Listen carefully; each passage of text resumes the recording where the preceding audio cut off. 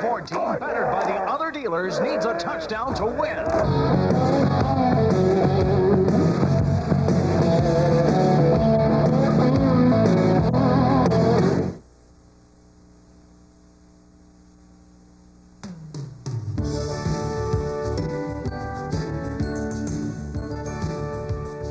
The high school game of the week is brought to you by Rusty Eck Ford in Leavenworth. Just a little drive for big savings. And by John McCarthy Gladstone Nissan. New Nissans always cost less north of the river at 5900 North Oak Traffic Way.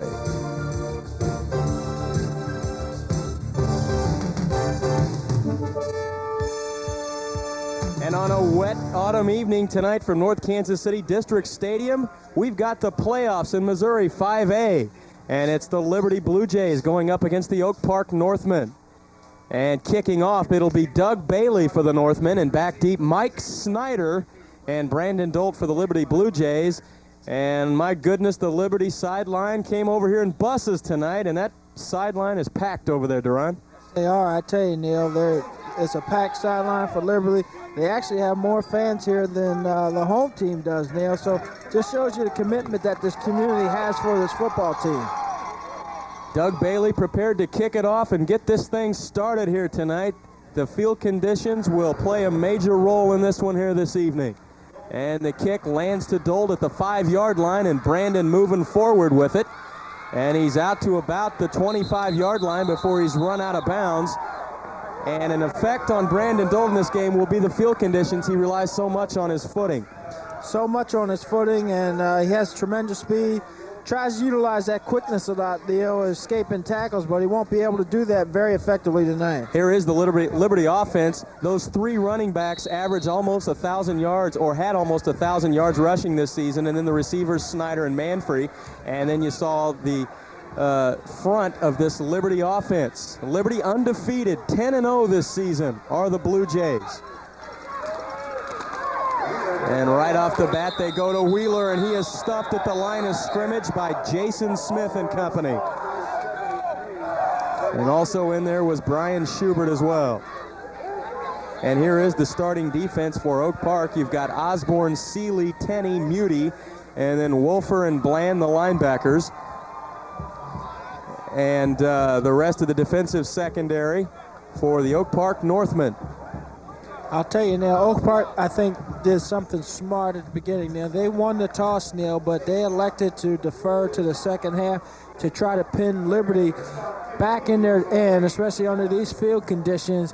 And you never know. They get a fumble, excellent field position, they turn around, and then they have the advantage. So that was a smart call by Coach.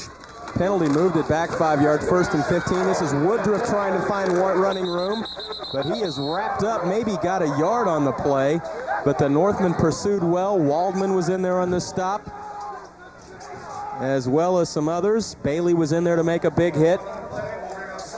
And notice how Woodruff was holding on to that football, Neil. I'm sure the coach over there, Steve Butler, told him, hold on to the football. Don't give it away, especially in your territory under these types of conditions tonight.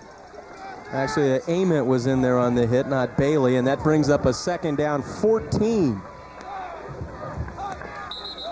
Blue Jays again with a whistle, and Brandon Dolt was to get the carry that time, but another flag on the play. Duran, only 4 officials in this game tonight. Normally we have 5. Well, it's a Missouri State rule that they only use 4 officials in the playoffs. And Neil, I think that's a big mistake because, you know, either they're trying to save money on the budget or whatever, but during the regular season you have 5, so that's another pair of eyes you have to see the action and to make the correct calls. When you only have 4, something out there is missing and they can't cover everything. They've already found 2 flags here this evening, and brings up a 2nd and 19. Dolt trying to pick his way, but he slips and falls down, and the tackle is made by a couple of folks. John Muty was in there, Bartholomew there. And a gain of almost nothing. This season, however, for Brandon Dolt, very successful. As we mentioned, 3 running backs on this Liberty team close to the 1,000-yard mark this year. And, Neil, it's going to be tough tonight because Brandon Dolt, the strength of his game is, Neil, being able to get to the outside on the corner and make those sharp cuts and get upfield. It's going to be difficult for him to do it tonight because of these conditions. Here's Wheeler with some well short of the first down as he gets across the 25.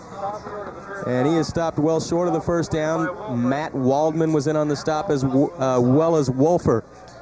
I tell you, Neil, for Liberty, that type of play is a play that they have to run tonight, because any play that goes to the sideline is going to be very difficult for any running back to make a cut. They've got to use that straight-ahead running game, so that puts a lot of pressure on the offensive line up front to stay on their blocks and open up some holes, because north-south running is what's going to get it done tonight, not side to side. Snapped over the head of Snyder, who tracks it down in the end zone. The official takes a bath, and now Snyder will run it out, and he brings it to the 11-yard line where Scott Cooper knocks him out of bounds, and that's where Oak Park will have it 1st and 10. Not the way Steve Butler had envisioned starting this one. And that's why in conditions like this, when you win the toss, you defer to the second half, because here it is, the biggest play in the game so far, as the official slips down, trying to run it out of the end zone here. But, you know, maybe he could have had time enough to punt it if he gets around the guy. But now Oak Park does what they need to do. They get great field position. Here's Amen and company at the 11-yard line, starting on 1st down. The quick pass is caught on the far sideline. Touchdown, Oak Park. And that is Caleb Barber. They lined out on the split for the touchdown.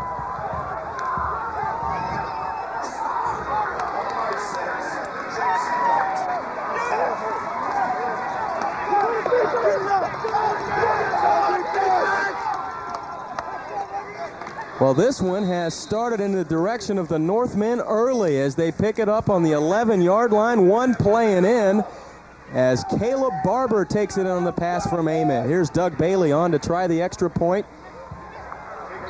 And it's good. So 7-0, the Northmen lead it. Big turnover, Neil, turns in the points. Amen does a fine job of just drop back quick passing. In this type of conditions, you get quick passing. And they were playing well off the receiver. Amen just whips it out there to Barber. He gets an excellent block there right on the outside and gets outside right there to score the touchdown. We can see the block here in the screen right there. And he gets outside the defender right there and is just into the end zone. And that turnover proved to be very costly for Liberty, because now Oak Park sitting with a 7-0 lead. In these types of conditions, Neil, that's almost having a 2-touchdown advantage at this point in the game. So Oak Park quickly on top, 9:17 to play first quarter. They're ahead 7-0 after the touchdown by Caleb Barber, whom they lined out in the split. Normally he's a running back, but he starts at the split end position tonight, takes that quick little pass and runs it into the end zone, and the Northmen lead it. Bailey boots off again, and at the 5, it's Brandon Dolt on the return. And Dolt brings it out to the 25-yard line, and Liberty will again have it on offense. Duran, what do you do in conditions like this? Liberty's so successful on the ground this season, almost 3,000 yards as a team. What do you think is going to be their most effective weapon here this evening? Well, straight ahead running game, Neil, and when you rely on the run so much as Liberty has done this year, it's awful difficult in these conditions to go to your passing attack. So they got to rely on the trapping game, the short runs up the middle, and not have the running backs running to the outside. Dolt on the misdirection with nice yardage to the 40-yard line, picking up a first down. John Moody on the stop. 15 yards on the carry by Brandon Dolt. That was a fine run that time by Dolt, following his blockers. Even though he's running the outside, he's able to get vertical, Neil, right there and get north and south up the field. Good blocking at the point of attack, and Dolt picks up the first down and more. 1st and 10 at the 40-yard line. Inside handoff, Wheeler, and he's met head on after a gain of about 2 yards by the Northmen. In there on the stop, Matt Ament.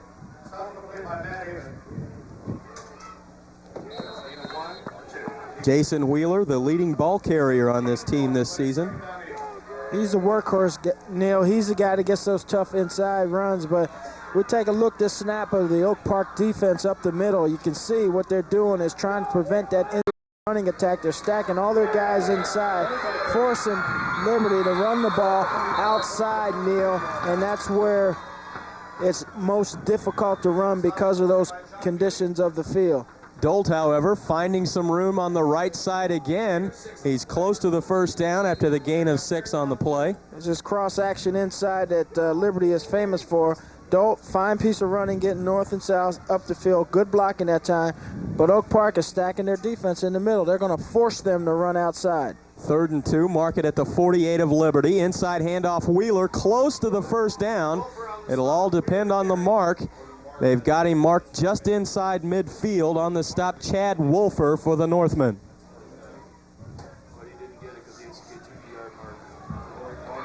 And they've given him the first down. They won't even measure it. So 1st and 10 Liberty. They've picked up 2 quick first downs on this possession. I'd be interested in talking to Theodis when we go down the sideline and find out. Looks like to me they're using an all-weather football. And that might have been the problem with the first snap on that punt, Neil, was the fact that they've gone to an all-weather type of football rather than the regular. Not used to it. Not used to it. 1st and 10 Liberty. Misdirection inside handoff to Dolt. Not this time. 84 was there. John Muty to turn him back. Probably no gain on the play. John Muty, Rob Sealy, who's getting great penetration up the middle. And when you get penetration, it's awfully hard to make the play happen up the middle. That play is designed to go inside, but you see Sealy bottling things up right there. Muty coming over with a tackle. Just a fine job by that tough front 6 of Oak Park. Muty, one of the top tacklers on this Northman team, showing us his stuff tonight.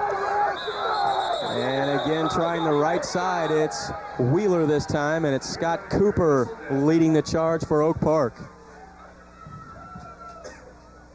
So for Liberty, that'll bring up a 3rd down and long as 2 quick no gains at midfield. Well, we know about this Oak Park front 6 now. They're very strong and tough up the middle, and they rely on great pursuit of their defense, and that's what makes them successful. And they're pretty strong up there. They've got some big guys up there with Sealy and Schubert and those fellows, and they do an outstanding job. You know, 76 Sealy is 280. And you got Schubert, 275. So there's 2 big guys right there in the middle of that defensive front. And that's where you need those strong guys if you're going to stop the run. 3rd and 10. Gray keeps it, lunges forward as he moves into Oak Park territory. He'll be short of the first down, as he'll be down at the 46-yard line. He's tackled there by Chad Wolfer and also Chad Tenney. Option down the line of scrimmage. Good fake there. As you see Sealy make the tackle. Almost makes the tackle on Gray. Gray keeps driving forward. The ball is fumbled, but there you see it coming out. Good presence of mind right there by the Liberty. Looks like Brooks Smith fell on the ball. They were very fortunate. So Liberty drops back into punt formation. It's going to be Mike Snyder to try to kick it away. Last time it was snapped over his head. And it's back deep, Ament, and also Jason Key. And here's the kick. It's a short punt with a good roll. And bounds down to about the 20-yard line. And that's where the Northmen will start on offense, leading at 7-0 with 5:07 to go first quarter. And let's quickly look at that Oak Park offense. It's led by junior quarterback Matt Ament. Cooper and Barber are the running backs, and John Muty and Jason Smith. And then the offensive line, it's big, it's strong. They've had a good season, and they've got some tremendous size up front that leads the way for the rushing attack and for Matt Ament.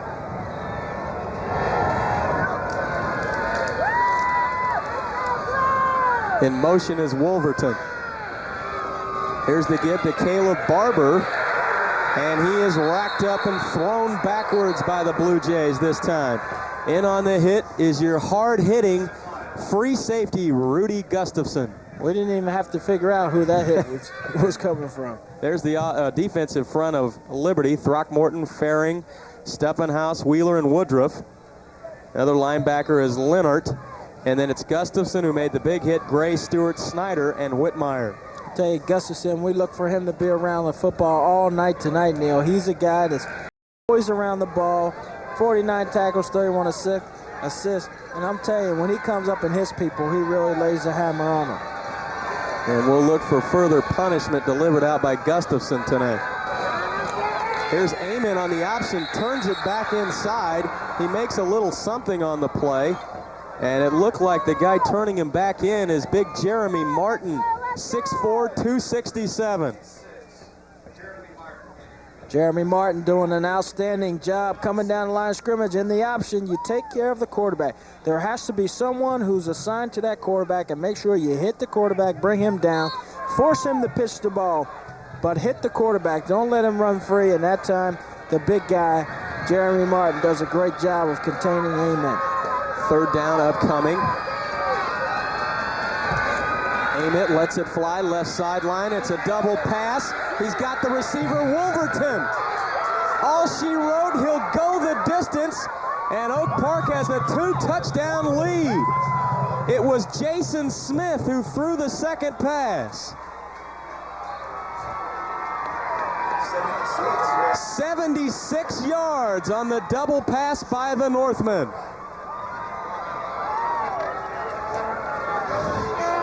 What a play by Oak Park. I tell you, whoever made that call, that was probably the call of the game right there, Neil. That's just an outstanding call. You think they've got them backed up, and here they come out with some trickery, especially in these conditions. You don't expect it, and it's what usually happens when you don't expect something to take place. Automatically it happens, and turns out to be a big play. Two big plays. That's the story for the Oak Park Northmen so far. This one, watch Ament toss it to Muty, and then he lets it fly. Throw it back behind, so it is a lateral. It's legal, and there's Wolverton right there, just taking it down the field. There's no one that's going to catch him, and because the free safety Gustafson, the guy who's responsible for hanging back, we know he's very aggressive on the run for us, and that time the quick pass, he came up very quickly, which left Wolverton behind the defense. You always have to account when that receiver doesn't block for you and escapes, somebody has to account for the receiver going down the field. So let's mark it up now. It went Ament to Jason Smith to Mickey Wolverton. It's 14-0 Oak Park. Back deep are Snyder and Brandon Dalton to kick it off. Bailey for the Northmen, who lead it by 2 touchdowns. 3:10 to play, first quarter.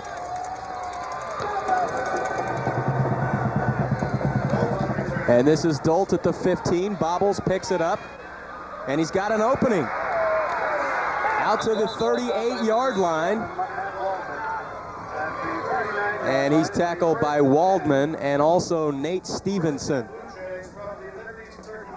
So Liberty has to be in a state of shock right now, Duran, after being scored upon this quickly in these field conditions. Yes, and the thing that's got Oak Park out in front, Neil, is the type of thing that you don't expect in this game, and that is through the air passing. They've run 2 quick passes, Neil, one a gadget play, the other one just a regular quick screen, and they've scored 2 touchdowns by doing it. Here's Gray to pass, but this one's at the feet of Wheeler in the coverage. Jason Smith for Oak Park.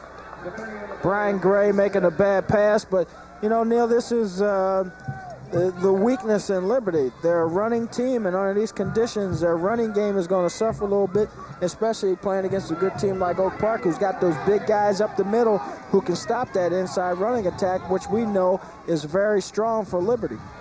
Brian Gray is a part of it. Brandon Dolt, this play's been successful early on to the right side. This time the Northmen take care of it pretty successfully as they turn back Dolt after a gain of about 3. He's tackled over there by Mickey Wolverton and also Matt Waldman. And that's exactly what Keith Ross wants this Liberty team to do. Run to the outside. They figure they're going to sacrifice some things with bunching that defensive line up inside the middle, but they want to force the ball to go outside because they know the conditions tonight they're not going to be able to cut. Dolt still averaging 5 yards a carry. This is Wheeler, and wrapping him up is big Chad Tenney, 6'5" and 200. There's a flag on the play, however. But you're right, in these type of conditions, Duran, with the big size that Oak Park has, they're able to stand in there and get better footing. And this is a face mask against Oak Park, so a big call here. Yeah, Neil, they're able to stand inside, good footing. You see the face mask there on the play as we see it from the ground level. But, Neil, that's exactly what they do. They put those big guys up the middle. They get some penetration. It disrupts everything in the backfield. If you're going to run inside, it's hard to run when you've got that kind of penetration coming up the middle. So it forces Liberty to have to run the ball outside. And, yeah, you might see a hole open up, but what the Northmen are relying on is that great pursuit from their defense to get over there and stop him before he can get north and south. The face mask gives the Blue Jays renewed opportunity at the 46 of Oak Park. And this is Woodruff breaking tackles, close to another first down. In fact, he has the first down at the 33-yard line, stopped by Jason Smith. Woodruff, another guy that has over 800 yards this season. Yes, he has a tremendous power, Neil. You see him right there. See his feet gather, and look where he goes, north and south. Tonight, that's what you have to do. But the thing that makes it successful, he gathers his feet there and makes a good cut. He keeps his body underneath of him, so it enables him to make that cut straight up the field and get north and south on the play. 1st and 10 Liberty. Wheeler trying the right side. And he's got a couple of yards on this play, bring up 2nd down and 7 or 8. Chad Tenney standing in there to make the hit. And Keith Ross looking to head back further into the playoffs this season after that heartbreaking defeat at the hands of Blue Springs a season ago. That's right, and they win tonight. They're going to have another shot at the winner of that Blue Springs and Rockhurst game. And if Blue Springs wins, that game will be played right here on their home field. So he's looking forward to it. Mix up in the backfield. Gray can't even get back to the line of scrimmage, and it'll bring up a 3rd down and probably 7 or 8. And Brian Schubert in there to make the stop. Also Chris Ziegler. Those are some big people up there. 245 goes Ziegler, and 275 goes Schubert. And since this is the state playoffs, we want to remind you that this year's Class 1A and 2A championship games will be decided Friday, November 27th at Plaster Field at Southwest Missouri State University in Springfield. For ticket information for Show Me Bowl 92, you can go through your local State Farm agent.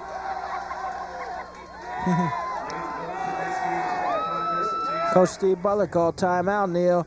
Here it is, their 11th game of the season, and they look like they were having some problems offensively, communication-wise, as to the type of play that they were running. And normally at this stage in the season, those problems usually don't occur, so I think he called timeout to get his team to say, hey, look, we're down by 14 points. Let's relax, stick with what we know how to do best. All we have to do is block and get these running backs into the secondary, and we're going to be fine. So I think it was a good timeout on his part to settle his team down. 3rd down and 8 for the Blue Jays. Woodruff running right, breaking tackles, but not enough. He's down at about the 30-yard line, and it'll bring up a 4th down. Chad Tenney in there, also Chris Ziegler. Well, Duran Liberty relies so much on quickness and misdirection, ball handling in the backfield, and the weather conditions really have to affect that type of offense here tonight. Oh, yeah, I'm sure Steve Butler, as he got up this morning and he saw that rain coming down, he was saying, oh, no, oh, no, oh, no. We don't need that, because this type of offense really gets slowed down by conditions that aren't conducive for that misdirection type of offense that they have. So here we see them on 4th down going for it. 4th and 6. Inside handoff. It was blocked well. He's close to the first down. John Muty makes the stop on Brandon Dolt. Well, Liberty looks, as we end the first quarter here, Liberty looks to create so many angles with this offensive attack as well. And they do create angles, Neil, and it's the angles that really helps them be successful. That time they've been using the outside running play, and here was the misdirection of cutting it back against the grain up the middle that Brandon Dolt did. And he the first down, so it goes over on downs to Oak Park just inside their 25-yard line. Well, Neil, I think that was a good call because still you're inside the 25-yard line. You punt it into the end zone. You know, it goes there. You get it out on the 20, and it's still only a 4-yard gain. Let's go down to Theodis Brown. Theodis. Difference of, as I talk to the guys on the sideline, the difference they're using this evening is more adaptable. I mentioned earlier, ball. And we'll get back to Theodis. He was talking about the footballs, and you touched on this a little bit earlier, Duran. When they have that all-weather football, maybe it takes some adjusting to that new football. Yeah, because as I watched them warm up before the game, they were using a leather ball, and when it was wet, they just dried it off with a towel, and you can get a little more grip. Now, with the all-weather ball, you're not used to it, and that time the ball he just snapped it too high. I don't know if it's a difference in the weight of the football, whereas that leather ball, that water soaks in and makes it a little bit heavier, which is harder for that center to snap it back. So if he's using an all-weather ball out there during the game, they have to practice with that on the sideline before they come out for punts, because there is a difference in the weight of the ball when that water hits that leather as opposed to hitting that all-weather football. Whatever ball they're using, Matt Ament has 2 touchdown passes, and the Northmen lead it 14-0 as we start second quarter action.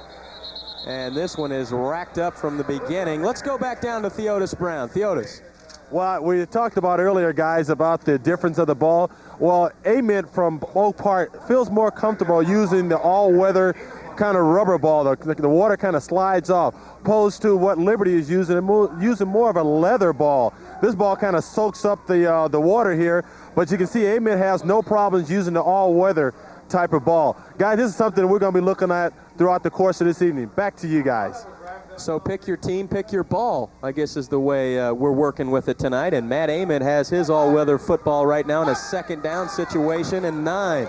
Running the option play, cutting it inside, and Gustafson kisses him after a gain of about 3 or 4. And he's the guy that has to make that tackle on this play because they've got all the other options taken care of. The quarterback's free to run down the line of scrimmage, and Gustafson from his free safety position, it's his job to run inside out to the football as he does right here and make the stop on Ament. But Oak Park using that unbalanced line that we saw him run earlier this year in a game, and they try to confuse him that time by maybe getting them to overshift and then run the ball back to the open side or the short side of the field, and that time Liberty was in great position.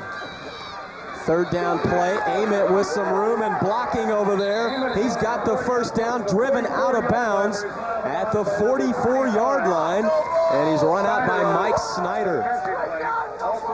It's good ball handling that time by Ament. Confused the Liberty defense. They didn't know where the football was. It looks like it's in the fullback's hand. He gets tackled. Ament pulls it out, and they work the short side of the field. Number 45 here for Liberty loses his outside leverage that time, Mike Snyder, and allows Ament to get outside of him and pick up some additional yards. You must turn that play back in there. And in fairness to Mike, he was the only guy over there, so at least he disrupted things enough to bring Ament down, or it could have been further damage. 1st and 10 for Oak Park, ball marked at their 43.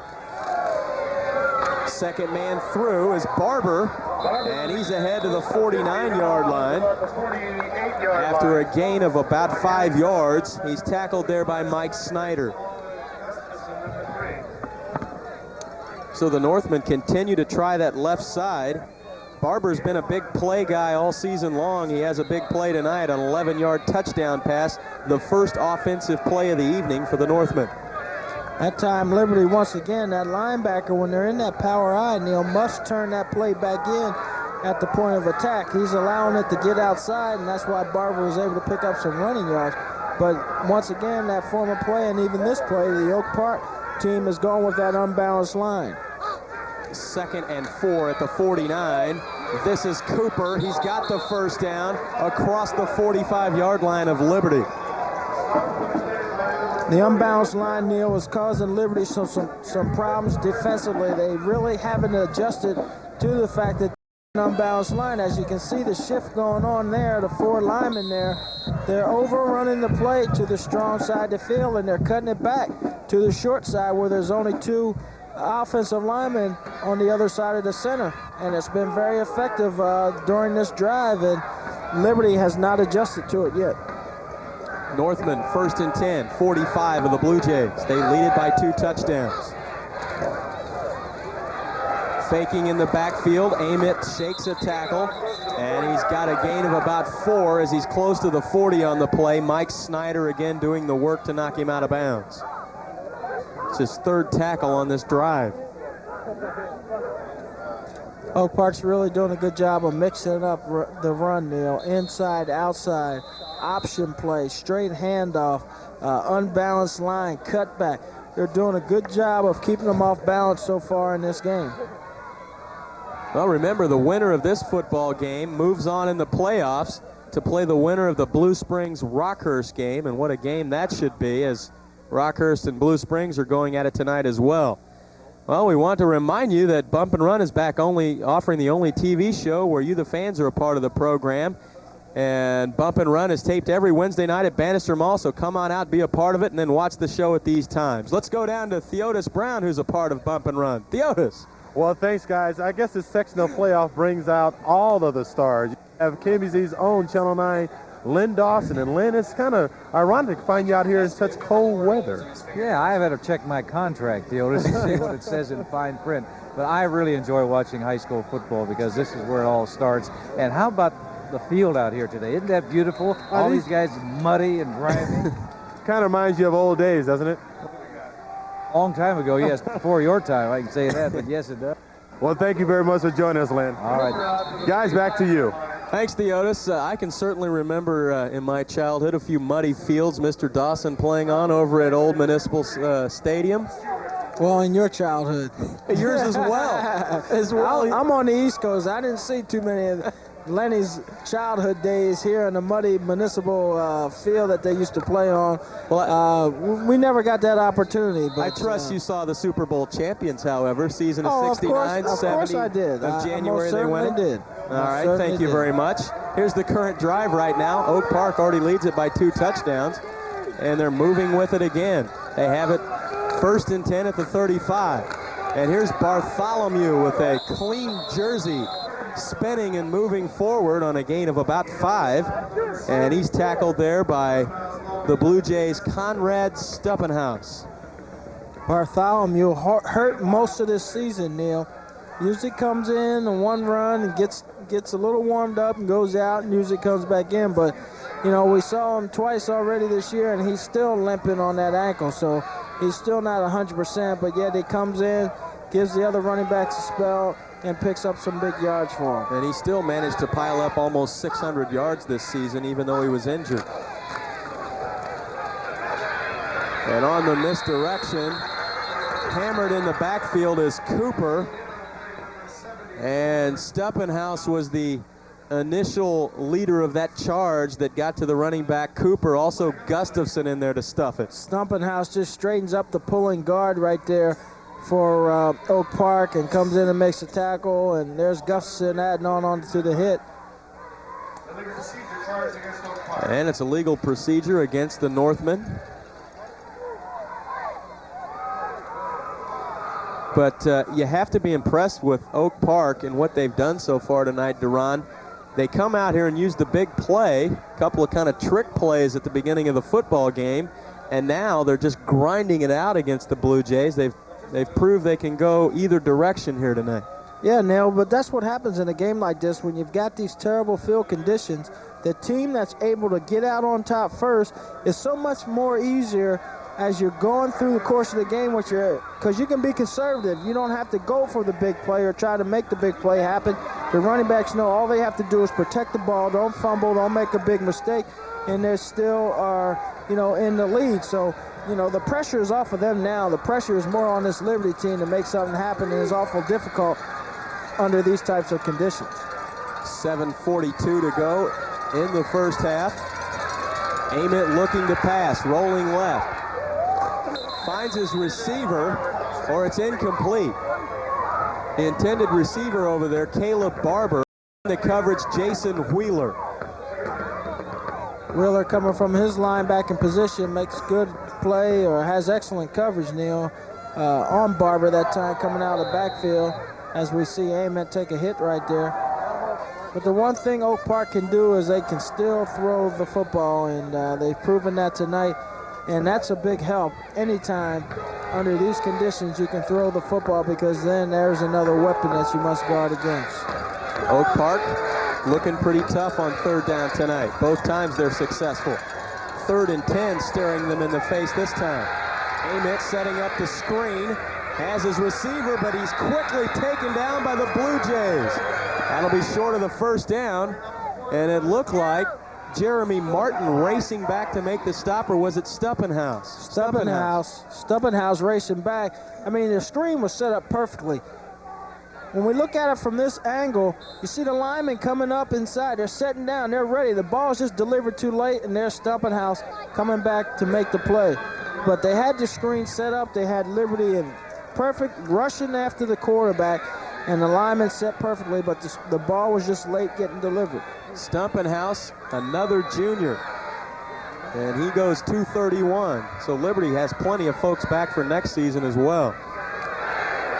And they fake the punt with Cooper, but he's short of the first down. So the Blue Jays have held.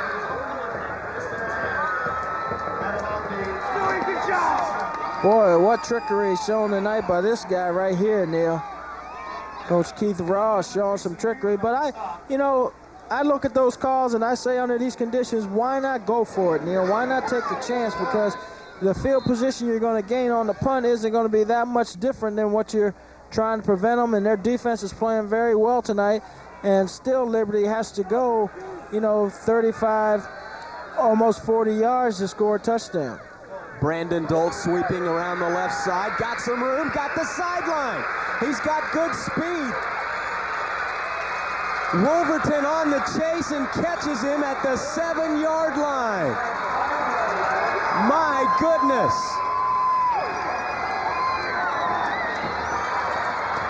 69 yards. Wolverton saved the touchdown. We talked about him earlier, Neil, in a pregame show, that he is the heart and soul of this football team, and here's a fine example. Never stops. He should be down right here, but look at that. He gets through him, and he's just taking off. As you see, Matt Wallman trying to catch him. What he should have done, Neil, is stay straight up to the sideline. He would have been in the end zone. He cut back into Wolverton, who was running down from an angle, and is able to make the tackle. If he stays straight, he scores a touchdown. Touchdown, Liberty. Jason Wheeler as he goes in from 4 yards, and we've got a new ball game here at North Kansas City District Stadium. Well executed play, but the big run by Brandon Dolt was the thing that was a catalyst for this big touchdown right here by Liberty. You can't say enough about Dolt, the character of this football team, and he really shows just how these kids often respond. We saw him early in the year, Neil, against Raytown South. Raytown South came out, got up on top of Liberty real quick, but Liberty showed tremendous character in coming back, and this is a team that has a lot of fight, and Steve Butler's done a great job with this program and getting these kids to believe regardless of. The snap is bobbled. Gustafson tries to do something with it, but nothing doing there, and it's 14-6. Liberty now trails it by 8. Now the big play in that one, the run by Brandon Dolt, 69 yards. That extra point will hurt eventually, Neil, because now if they score again, they've got to go for 2 to at least try to tie it up. But the long run again by Brandon Dolt, you see he should be down right there. He just, determination there, sheer determination, and here he is. I didn't think he'd get caught from behind. There's Wolverton showing great speed, but he runs right into him. If he goes straight, he scores. See the motion play right there, and there's Jason Wheeler right there taking it into the end zone. Fine job. You can't say enough. They blocked it well. They got into the end zone, so they get that confidence back, Neil, before the half, and they're only down by 8 points. So that's a touchdown and a 2-point conversion. Yes, they are back into this football game. 5:53 remaining first half. Back deep for Oak Park, Barber, and also Jason Key.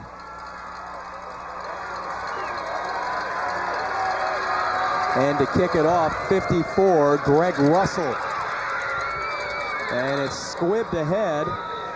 The battle is on, and it's recovered by Oak Park, coming out of there with it. It is number 60 for Oak Park, which is John Thompson. I think the kicker, you have to on kickoffs like this when the conditions are this bad, Neil.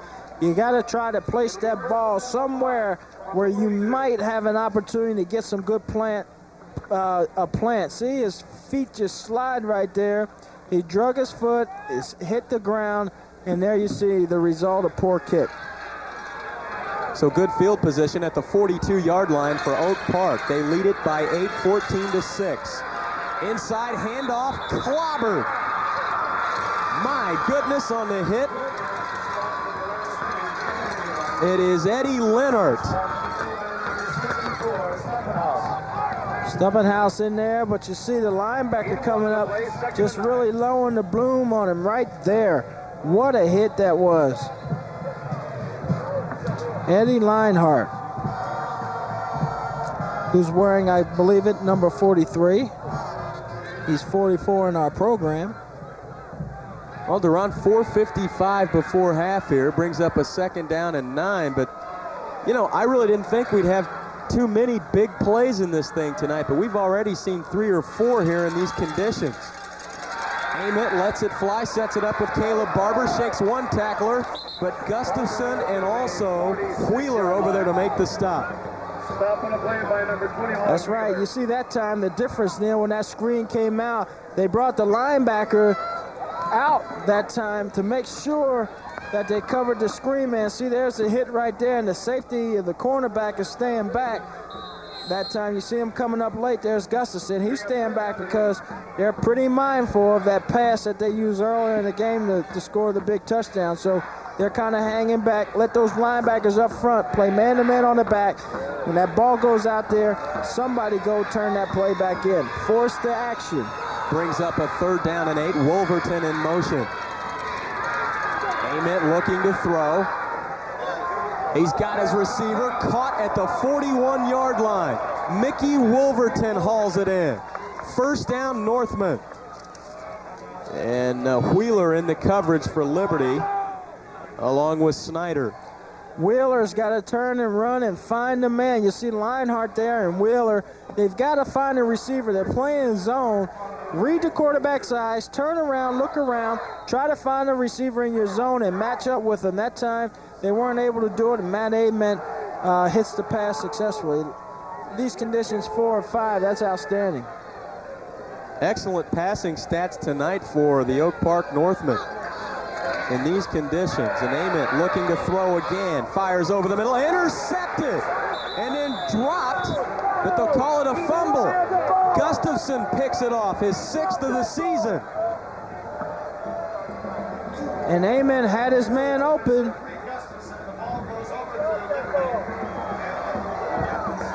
That was Jason Smith down there, ran a good route now. He had him open to the corner, but he threw the ball behind him. And there's Gustafson leading this team with 6 interceptions this year. The misdirection, Ament rolling out to his left. The ball was thrown wobbly, and there was little shaky there on the replay, whether that was a catch. And the ball is loose again. The Blue Jays drop it in the backfield. It'll be a loss on the play back inside the 20, and there's also a flag down.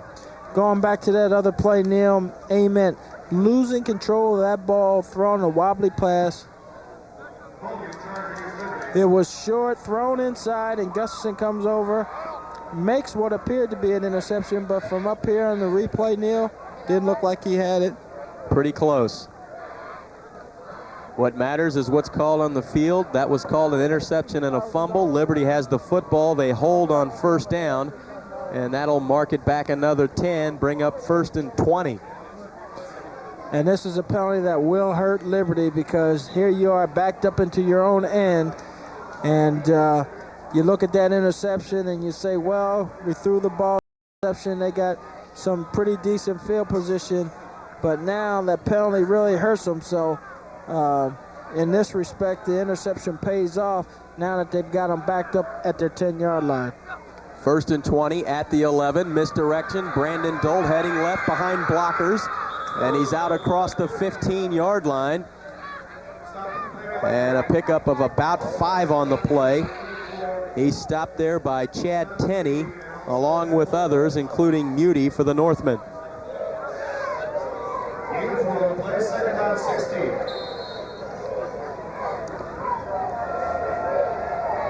But the Liberty Blue Jays have climbed back in this thing after trailing 14-0 early on. They now trail it 14-6, have the football, 2nd down, 16. Dolt again dives forward to the 19-yard line. I thought I heard a splash up here.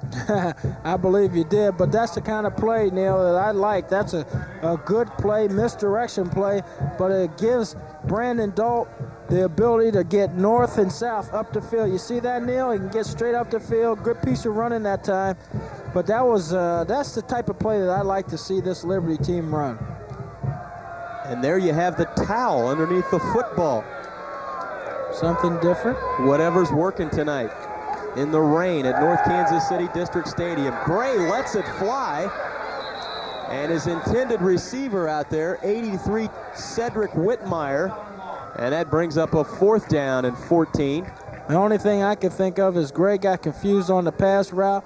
Whitmire broke to the corner, and he threw the ball to the post, which was the center of the field. And luckily, the safety was up, playing a little bit up towards the line of scrimmage, and he threw it over his head. But that's just a poorly thrown ball, or either miscommunication by the quarterback and the receiver on that play.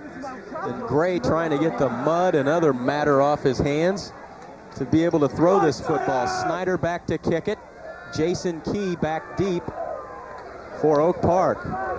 And this one's angled right at Key in the clean uniform at the 50-yard line.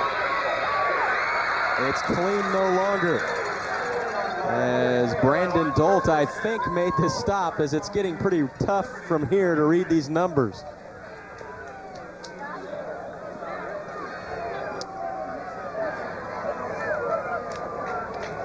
Yeah, we want to give credit to the right guy, but from up here it's kind of difficult to see who the right guy is with the mud and everything on their uniforms. Well, one thing we do know, Oak Park has the football, 44-yard line of Liberty, 1:20 and counting in the first half. Northmen on top. Winner of this one plays the winner of Blue Springs Rockhurst. And they pitch it back to Ament. He lets it fly down the field, and it falls incomplete. He was going long for Jason Smith. The coverage was pretty good back there for Liberty. Yes, it was good. They had excellent coverage back there. And the thing you want to do, if I'm Oak Park and you want to throw the ball, the best down to do it is on 1st down, because they're anticipating a run. Here's Bartholomew pitching back, and there's the rush right there by Sealy. Not Sealy, excuse me, for Liberty. That's Stumpinghouse that time. And he's able to pressure him before he can really get his feet set. Timeout is called by Oak Park. 1:06 to play, first half. And the Northmen leading at 14-6. Keith Ross in there, talking it over with his quarterback and offensive line. Trying to get on the same page here as we wind it down in the first half. Well, some great football games have been aired so far this season on ESPN. Seen a lot of great coverage in the Big 8. And this Saturday, you'll have Alabama, who's having a fine season, against Mississippi State, American Cablevision, and Jones Intercable, along with ESPN, bringing you the best in sports action. Steve Butler in his 2nd season at Liberty. This guy, 19-2 in 2 seasons. I tell you, what a tremendous job. They're undefeated this year, Neil. We saw him in a real tight ball game early in the year against Ray South, and he pulled his team together, and they were able to come out with the victory. What a game that was. They were behind at the end, and he brought them back, and just shows you how much confidence they have. And he never knew it would be like this. They could be cleaning their uniforms and their bodies for 2 weeks after this game. 2nd down and long for Ament. Handoff is bobbled in the back. Jays look like they've fallen on it, and it's Liberty football. Well, that's what happens sometimes when you have too many people handling the football. They tried to run an inside reverse that time. They make the handoff right here, and there's the inside. Just lays it on Wolverton's hip. He can't get back to it, and Liberty comes up with the big turnover. I think it's Steve Faring that pulled it in, 67. Number 67, Steve Faring. And now they've got an opportunity with excellent field position, Neil. And a turnaround is fair play, and Liberty makes a big play. Brandon Dolt sweeping left, and somehow he just squirts through there like a watermelon seed across the 50-yard line to the 48, stopped by Chad Wolfert. Why don't you call timeout in this situation and get a play call? Here they're letting about 25 seconds run off the clock, and you're not going to have an opportunity. Clock continuing to roll. Inside handoff. Wheeler breaks a tackle, gets into the secondary. He's down to the 37-yard line. And that's a first down, and now Steve Butler wants timeout. Matt Waldman made the stop for the Northmen. But Neil, I tell you, call timeout before that play. You're going to get a timeout if you get the first down, but they ran almost 30 seconds off of the clock that time just to get that play run. And call the timeout. Don't waste that time. You got over a minute to go in the game, or 50 seconds. At least call the timeout, because here's a guy that can run the football, as we see right here, Jason Wheeler, and they lost a lot of time. Now it's down to 24 seconds when it could have been still up at 50. Give your offense an opportunity to get as many plays in a 2-minute offense as you can, and if you've got to call a timeout after a running play that hasn't gotten the first down, that's what you do.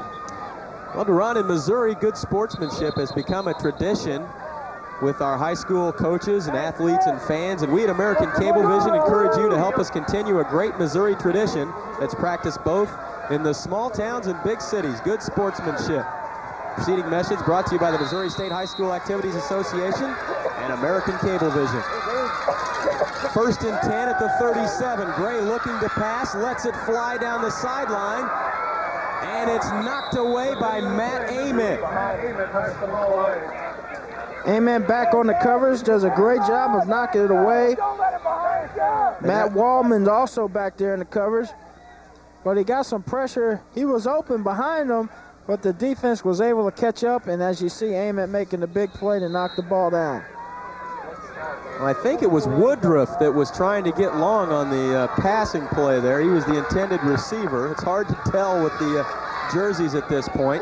Here's the misdirection on the inside handoff. Dolt slips and falls. He's across the 35, down to the 33. Clock still rolling. Tackled by John Muty. And this half is going to end. See, they wasted too much time on that first play of the drive, Neil. Instead of calling timeout then, didn't run that timeout, so they lost 20-some, 30-some seconds on that play. Otherwise, they'd have time to run the play before this clock ran out. But an exciting half of football, a lot of big plays, a lot of mistakes too. But, we go in at halftime with the game 14-6. And I tell you, Oak Park, if it wasn't for the big play, Liberty's playing well. Still anybody's football game. The Northmen lead it by 8 at halftime. We'll be back with some halftime activities after these messages.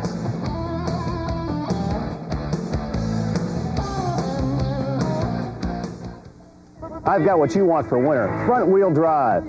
Come to the all-new John McCarthy Gladstone Nissan and see the biggest selection of Nissan Sentras, Maximas, Altimas, and the brand-new Nissan Quest, all with front-wheel drive.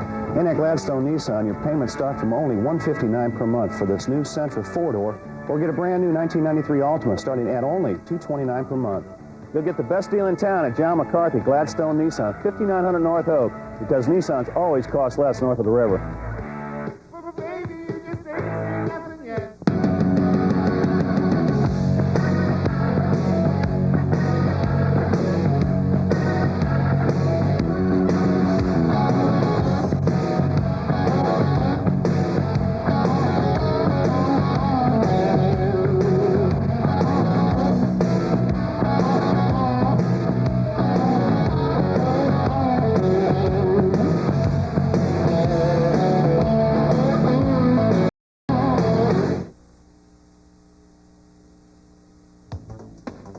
Hello, this is a KCCP Kansas City Alive update. Coming up on Monday's Kansas City Alive, Greg Finkel will join us with our architecture series, Skylines.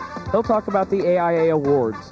Next, Larry Levinson will be here with our environmental series, Our Living World. He'll focus on winterizing your home. And then Joy Everhart will close out the show in the Craft Corner. That's all coming up on Monday's Kansas City Alive, beginning at 6 p.m. here on KCCP. Now stay with us. Weather is next in this Kansas City Alive update. Every year, an estimated 500,000 women past 45 will have a heart attack. What you don't know about heart disease may kill you. Tonight we'll have partly cloudy skies with a low of 30 degrees, and tomorrow on Saturday, partly cloudy once again and a high of 52. Join us for Kansas City Alive Monday at 6 p.m. here on KCCP, coming through for the community on American Cablevision.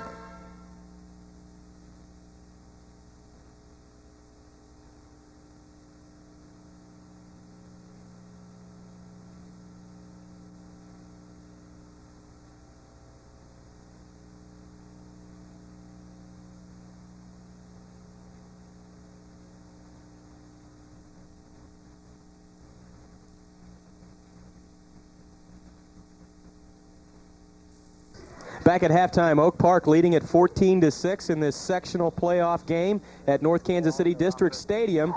And this one got kicked off early. The weather conditions so evident here. Yes, it is, Neil. Here's the bad snap from the center right there. We thought it was a all-weather ball, but it actually was the leather ball. He snaps it over his head, and Oak Park comes up with the tackle here and gets excellent field position. And then the next play is Matt Ahmed hits Khalid Barber right there on the outside, but look at the block right there by Wolverton, who springs Barber and gets in the end zone scot-free. So it turned out to be a big play for Oak Park. And we weren't done with the big plays. You're not going to see a bigger one than this. And here you'll see everybody biting up on the pass play right here, and Wolverton throws the ball down, catches the ball downfield right there on a kind of a gadget play right there from Oak Park, and they make the big score and go up 14-0 at this point. Brandon Dolt had a big play of his own. And we'll see him busting through the line of scrimmage. Yes, yes, yes. He breaks the tackle here, and then he goes. And we think he's going for the touchdown as he opens up the gates right here. And we know he's fast, but Wolverton never stops hustling and tracks him down from behind as Brandon Dolt runs right back into him. Taking the handoff from Brian Gray, and Gray gets into the end zone. And your score at halftime, 14-6, Oak Park leading it. And the evenness of the game, much more evidence as you look at the statistics at halftime. Well, you see Oak Park with 2 turnovers, but really the yardage is about the same. One's got it through the air, the other's got it through the ground game. Northman lead at 14-6, back with the second half kickoff after this.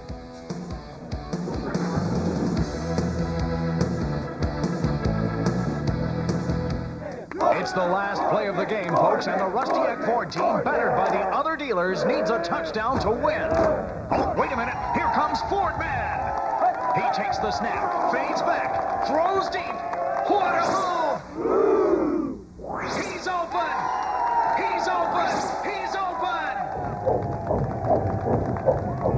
He's got it! He's got it! Rusty Eck Ford beats the other dealers. Rusty Eck Ford, Lincoln Mercury in Leavenworth, Kansas. Oak Park leading it as we begin second half action. Prepare to begin second half action, 14-6. And let's go down to Theodis Brown. Theodis. Well, Neil, I'm standing right here with the man that kind of makes things happen before the start of the football game. That's the bus driver for Liberty, and that's Mr. Wayne Roars. And Wayne, you talked a little bit about this is a special event, a special game for you, knowing that you are have been selected honorary coach for this evening's ball game. Yes, surprised me. They asked me to go to dinner with them tonight and then gave me a certificate asking me to be honorary coach for tonight. So I was flattered by it. Now you have a little story to share with us about the coach Steve from Liberty. Well, as you know, Steve inherited the coaching job with a very short notice. And when he did, he came down and he says, Wayne, 15 years ago when I was coaching freshmen, you drove the bus for me and we get, so would you come and drive the bus for us again? So I've been driving the bus for them for the last 2 years, and we're 19, our old bus is 19 winners, so they're real proud of it. Well, that's real great. Not only are you controlling the guys on the football field, but there's also some concerns about the footing out here on the football field. Yeah, I think it's hurting Brandon's game quite a bit because he does a lot of cutting and bobbing, and he can't change directions quick enough. It's bothering Brian because he's got mud up his arms and on his hands, and he grabs the ball and he's got to hand it off. And that's, but other than that, straight ahead, they're ready to play. Well, let's make sure you get ready to play. Wayne, thanks for joining us. Guys, back up to you. Duran, if you'll just move on out of the press box, I'll just have the bus driver do the rest of the game here. Bus driver talks about footing. He talks about everything. I guess he's got job security. Hey, yeah, with a winning record for driving the team, I guess that allows you to be an expert in anything. That's right. That's great. Bartholomew over the right side. It looked like he had some room, but Gustafson was there to close the door. I tell you, I can imagine at some point in time that Oak Park is got to run some play action and throw a post pattern and get Gustafson biting up on that run and hit him deep behind him. But you look at the field, the possession here, and you know the 2 TDs right there from Oak Park early in the game, which really they've had excellent field position so far, and you know they've capitalized on their opportunities even under these extreme conditions. 2nd down and 8 upcoming. Ball at the 31. Amen to throw it. Finds Smith. Makes a move. He's got the first down, and he's knocked out of bounds at the 49-yard line. He's run out there by Gustafson and also Wheeler. Amen. Fine job delivering. What makes this play is Wolverton's in the slot, and he goes deep, which pulls the safety deep down the field, Gustafson, who has to come up and make the tackle 15 yards down the field, Neil. But the fact that play early in the game, the big gadget play, has really caused Liberty to show some really conservative style of defense anytime they see that quick screen out there. 1st and 10 at the 49. Amen on the option. And he's into Liberty territory before he's knocked out of bounds by Jerry Woodruff. And that's good defense to the short side of the field that time, of showing that maybe he wasn't outside contained the defender, and then show some outside containment there right at the end, and is able to stop the quarterback right there. Amen. And a free shower provided by the sideline. Got to get that mud out of your eyes, as Matt was taken out rather severely toward the sideline here. From the end zone, coming down the line of scrimmage right there, making the tackle on the option, and his head goes burying right into the mud. Look, head first. But he got the free car wash on the sideline from his Oak Park teammates, and he's back in to do business with 10:04 to play, 3rd quarter, and his team leading it by 8. I hope these guys can take a shower here at the high school, but they got to ride on the bus back with these uniforms. That's the sad part there. I wouldn't want to be on that bus. No. 2nd down, 8. Northman, first drive of the second half. Ament back to pass. Left sideline. A one-handed catch by Jason Smith. And he's got the first down at the 39. What concentration by Jason Smith there on the sideline. First of all, catching the ball, Neil, but then secondly, having the presence of mind to keep his foot in bounds. The good fake there, drop back pass, look at it, makes the catch, keeps his feet in bounds. What a superb effort by him. One-handed grab, he gets the other hand, but keeps that foot in bounds. And again, it's the all-weather ball. All-weather ball. Has good traction, and they're using it very successfully tonight. And back in the days, Duran, that was just a rubber ball, and it pops free this time, and it looks like Liberty has fallen on it. We'll see as they unpile.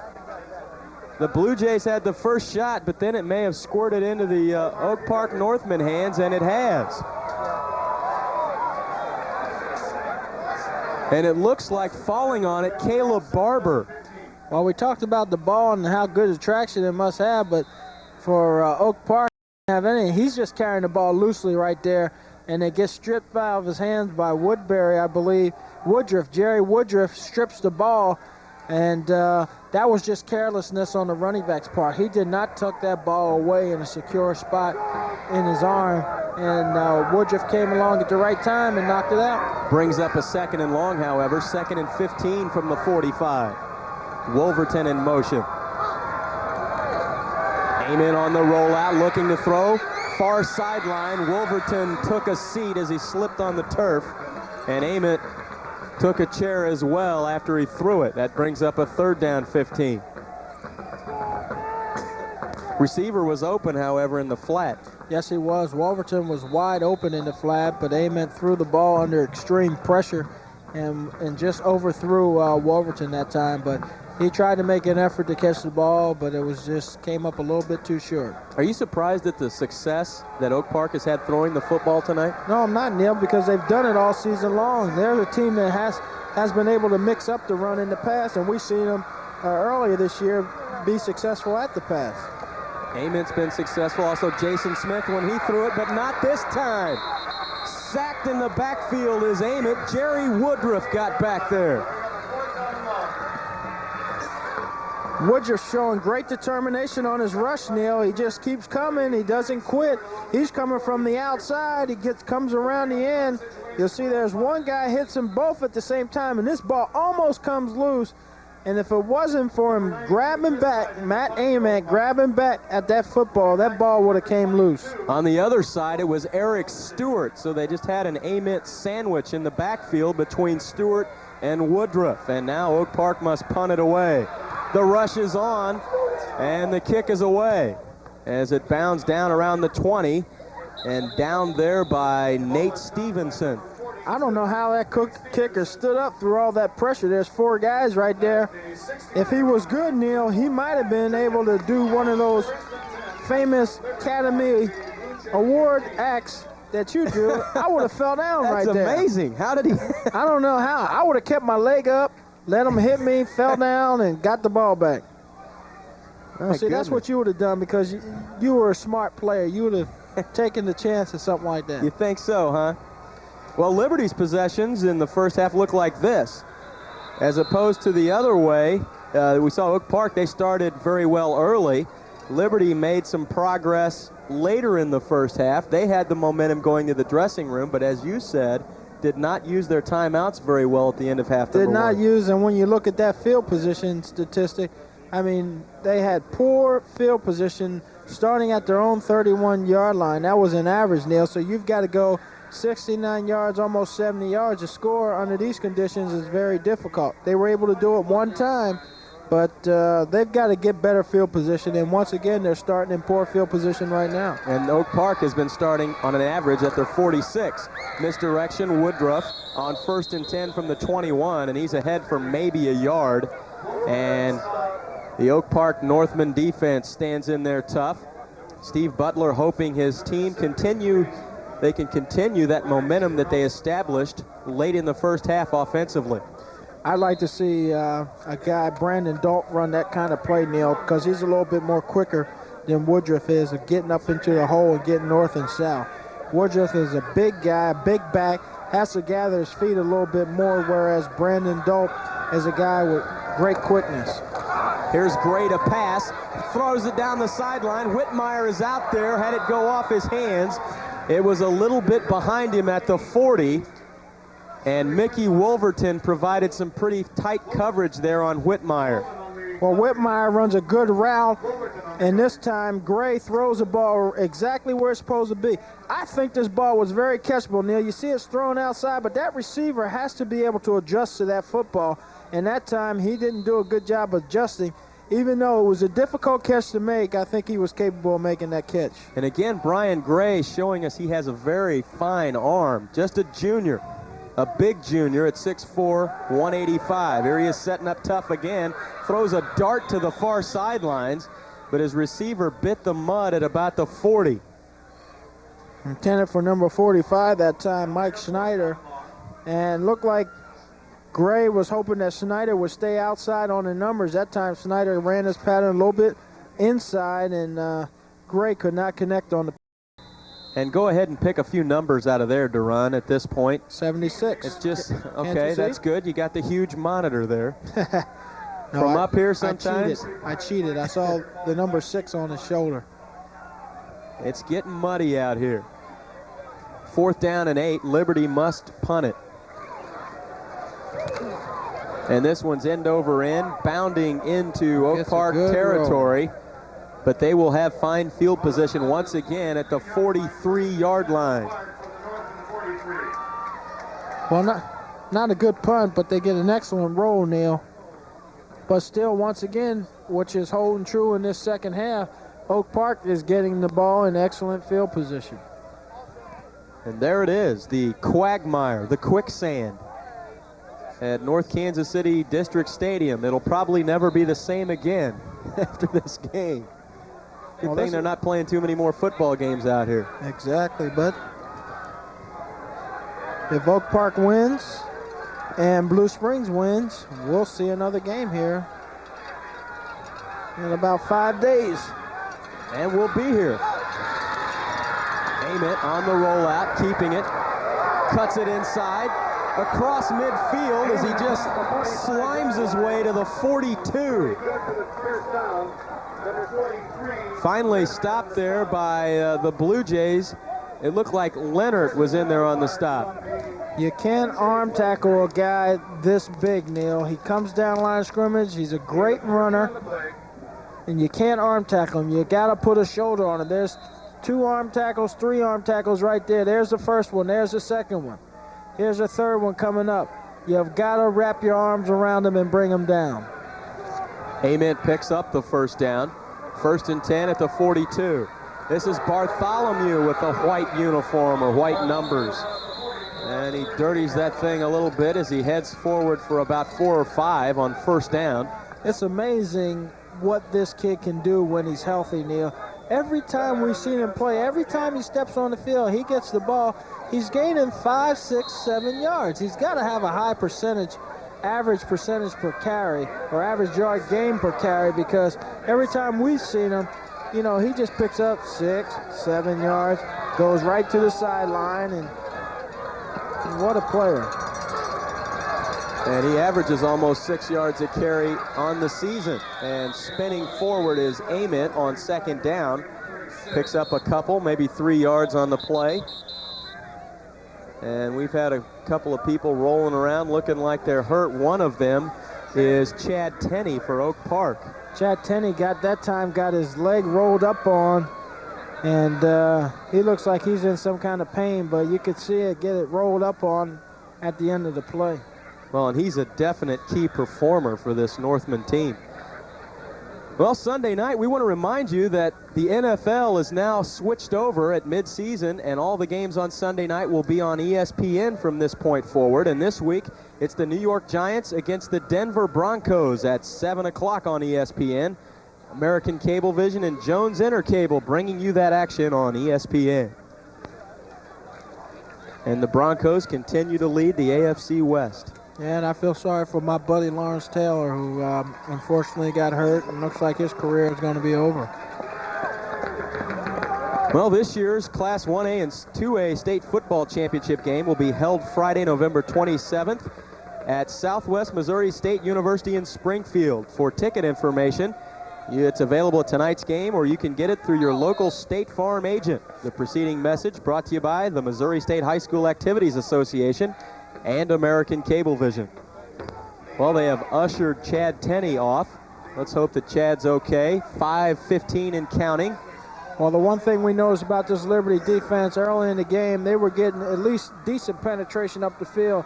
In this second half, they're not getting any penetration. And during that time out there, the coach was telling them, get down. Get some penetration down up underneath those offensive linemen of Oak Park. Get some penetration. Ament's pass is incomplete, intended for Cooper. And there's a flag on the play.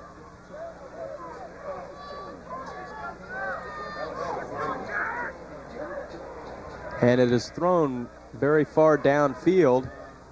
And it looks like offensive pass interference against the Northmen.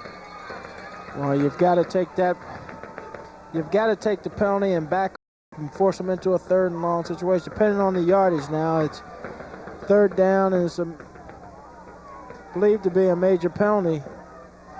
Yeah, and Steve Butler is motioning, we want that thing. Of course. And they will back up the Northmen, and it'll bring up a 3rd down and a long, long way for this Northman team.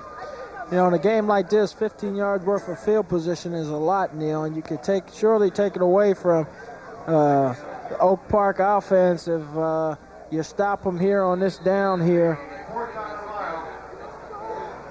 Well, let's call it 3rd down and 20. Okay, lose the down on offensive pass interference, so it's 4th down and 20.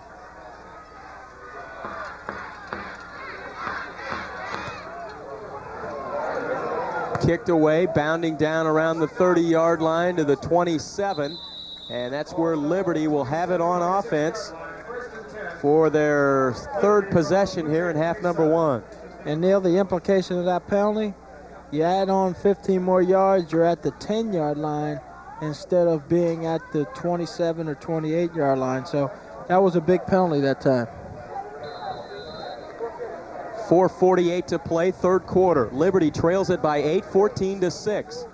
Have the football right now in their own territory at the 26-yard line. And the first man through with the football pounds his way forward to the 34-yard line. And I think that was Wheeler on the play.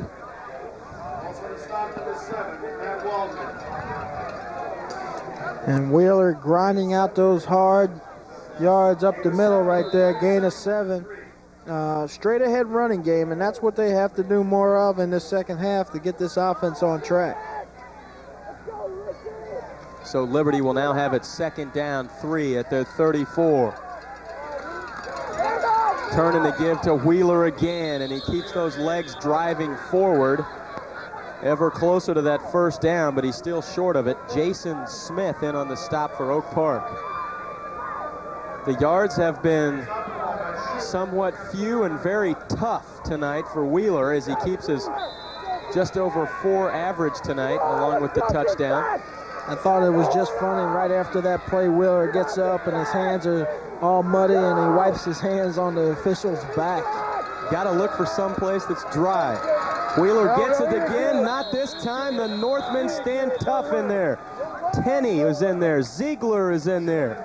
And they stop Wheeler short of the 1st down. And so that brings up a 4th down, and it looks like they've elected to go line of for it. scrimmage. Look at the penetration they got right there. There's those 3 big guys sitting inside the line of scrimmage making the play. Schubert was also there to offer up his 275 pounds. And Neil, what they're doing is they're placing them on the center on both the guards, so they're really telling you, hey, we're not going to let you run inside in the middle. And here it is again. It's more or less the 46 defense inside. 4th down and short. They give to Wheeler, and they racked him up. It will be close. Chad Tenney stood him up. And you talked about it, Duran. They stuffed them all at the line of scrimmage, the 46-type defense, and there's nowhere to go inside. There's nowhere to go, and especially you got a guard pulling around there, and he's not able to make the block on this guy, and that's the reason why this play failed. I don't believe they made it.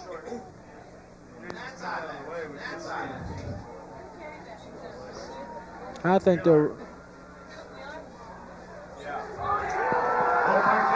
And Oak Park gets it on downs. So the Northmen hold once again as Steve Butler and the Liberty Blue Jays go for it at the 37-yard line, their own 37. What I understand is, where is Brandon Dolt? All of a sudden he's missing from their offense, and their offense is sputtering. They've got to use this young man. He comes away, breaks open a 74-yard run in the first half. Unless he's hurting and we don't know about it, Neil, he's been non-existent these last 2 drives. Oak Park with the football, 1st and 10 in Liberty territory. Amen on the rollout with blockers. And then he is clobbered by Snyder, and also Gustafson coming up there to make the hit. You know, you don't have to know that Gustafson was in on a tackle. You just listen. You don't have to see him. That's exactly. Then Snyder that time comes up and makes a big pop on Ament, who's getting outside, and Ament's doing a great job. Let's listen.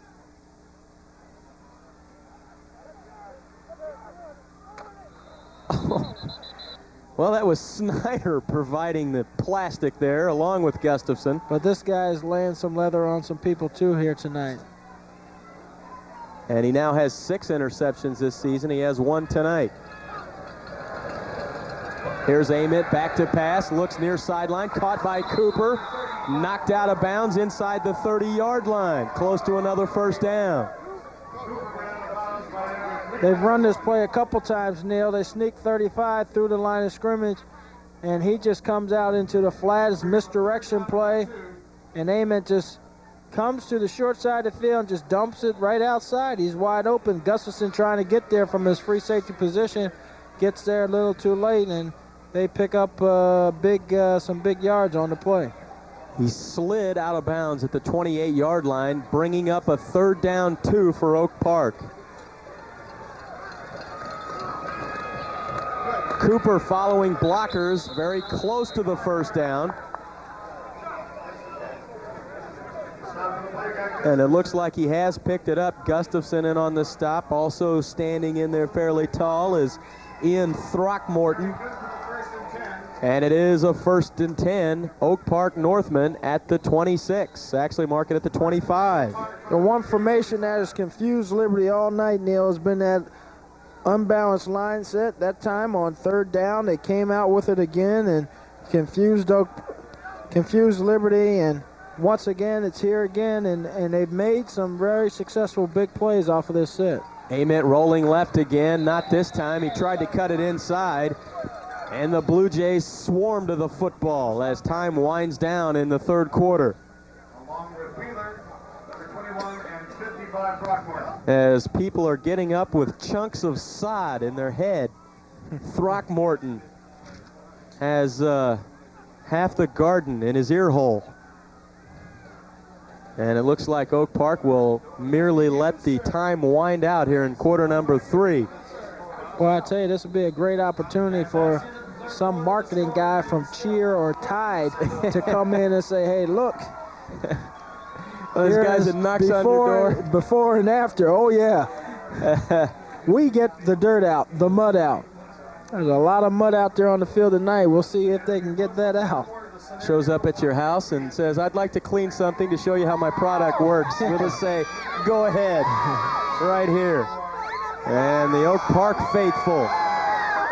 Let's go down to Theotis Brown. Theotis. Well, we have a gentleman who's somewhat the function coordinator, vice principal at Liberty High School, C.W. Stessman. And Mr. Stessman, you have to be excited about what the community in Liberty has done for this football team. Well, Theotis, we are very much. I think it's a tribute to Coach Steve Butler that not only the team is successful, but he's got the community excited, the kids are excited, and of course that makes for a great school year. Now, the last time I saw you, you were rather dapper. You were part of the homecoming function. Right. I'm kind of prepared for the weather tonight, but actually outside of the poor playing conditions on the field, it's turned out to be a great night. Well, thank you very much for joining us, and can keep it up with the community, that folks are the good folks at Liberty. We really appreciate American Cablevision doing the game. Thanks to you. Guys, back up to you. All right. And I guess it's a great night depending on your standards at this point, Duran. Oak Park has the football by their standards. They're having a lot of fun, leading at 14-6 as Bartholomew ducks through the line, stopped by Leonard. And how many yards did Bartholomew pick up, Neil? About another 5 or 6 yards once again. So there's a kid that's a highly productive back in their running attack. And it's 3rd down and 5. Oak Park as we begin quarter number 4. Remember, loser goes home, winner goes on to meet the winner of Blue Springs and Rockhurst. Ament on the rollout. Throws near side, caught inside the 15-yard line. And it's caught by Mickey Wolverton. And that is a 1st down for the Northmen. Brandon Dolt was in the coverage. This is a real versatile guy here for Oak Park. Well, it's a versatile offense because you've got a versatile quarterback in Matt Amen who can get outside and look at the pass he right there. You can't ask for a perfect pass. And Wolverton makes a big catch right there, and they're able to sustain the drive. Well, we've seen Wolverton throw a great block, seen him catch passes. He's an excellent cornerback. A real valuable guy for this Oak Park team, and this is Cooper diving into the line on first down. He's ahead for a couple with 10:35 to go in this football game. Steve Butler, 10-0 coming in here, the champions of District 15. And I tell you, Oak Park is knocking at the door once again to put this game way out of reach here early in the fourth quarter. Excellent field position. They've executed a great drive down here, especially when Liberty went for a fourth down conversion and didn't make it. Amen on the rollout, behind blockers. And from behind, Jerry Woodruff runs him down just inside the 5, maybe about at the 5, as Woodruff pursued well from the other side. Woodruff does not pursue. Ament gets into the end zone, so give him credit for running Ament down. Otherwise, he's in. Good faking. He gets out on the corner, and it looks like he has a corner made, Neil, right there, but Woodruff gets off the tackle and makes the play. So third down now. 3rd and 3. They can still pick up a first down. Bartholomew, and he is close to the first down as he needed to get a couple of yards, actually 3 yards to get the first down.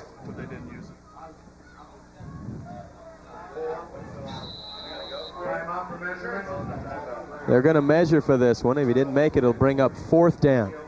There's no secret what they'll do. They'll actually 8 points up. You go for the first down in this situation because then they got to drive 94 yards to score. So there's no question what Coach Ross is going to do. He's got to go for it. And really the only spark out of the Liberty offense was on that touchdown drive. Besides that, the Oak Park team has pretty much stuffed this Liberty rushing attack. Yes, they have stuffed it, Neil, and they've just a great job. You see the distance, probably half of a foot to go to pick up the first down. But yeah, they've really been all the offense tonight except for the one drive that Liberty had, and as a result of going for it on 4th down in that series and not making it, it turned the ball over, gave Oak Park excellent field position, and they only had to drive maybe 60 yards or 55 yards to get to the point where they're at right now. Very big play in this football game.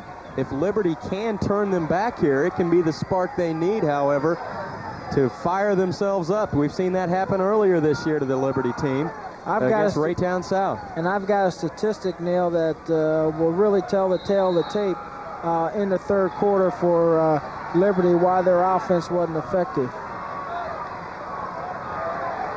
4th and inches. Amen on the sneak, goes up over the top. From this perspective, it looks like he has it. We'll wait for the official signal. And it is a 1st and goal, Oak Park.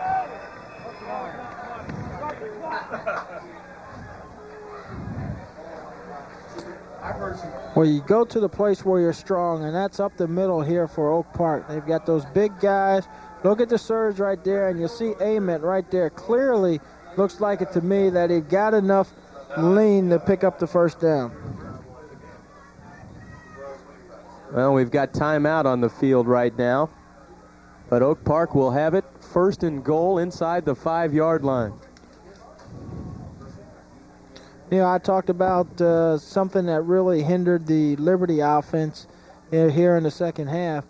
When you take a look at the statistics, Brandon Dolt in the first quarter, 6 carries for 32 yards. Second quarter, 5 carries for 85 yards. In the 3rd quarter, no carries for 0 yards. Non-existent in the offense. And he was our most productive back in the first half. Kind of hard to make yardage when you don't get the football. Yes, it is hard to make yards when you don't get the... And they really need him in those 2 series when they came out in the second half. Oak Park football, 1st and goal. Bartholomew, touchdown, Northman.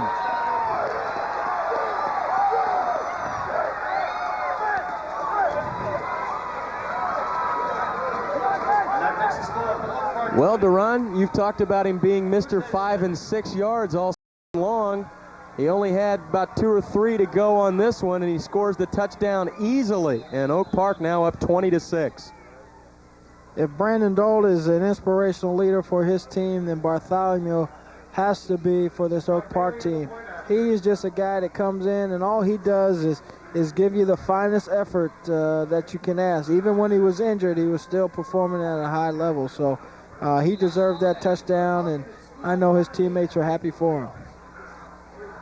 So Doug Bailey on to try the extra point. And Ament will try to run it in, and he's in there. I don't know if he had problems with the snap and decided to run for the goal line. That looked to be what happened. But at any rate, they pick up the 2, and it's now 22-6 Northman.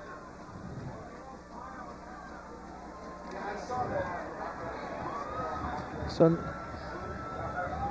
now they're 2 touchdowns and 2 two-point conversions, from getting the lead. As we see the touchdown by Bartholomew, great job of blocking offensively, and you can't ask for a better hole than that as he gets into the end zone.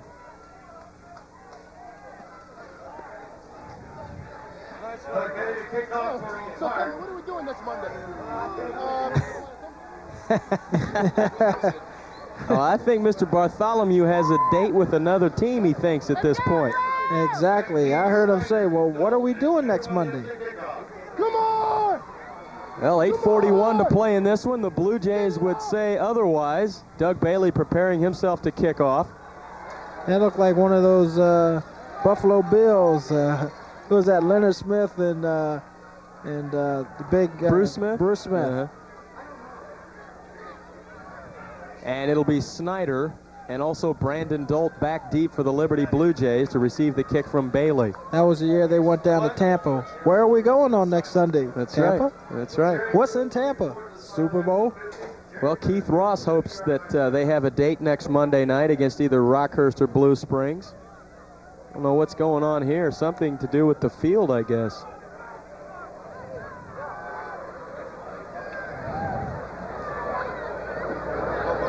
Maybe we'll get some form of an explanation here. Whatever the explanation is, this man may have a hard time seeing it. Well, can't be anything as far as the field goes, because these conditions have been this way all night.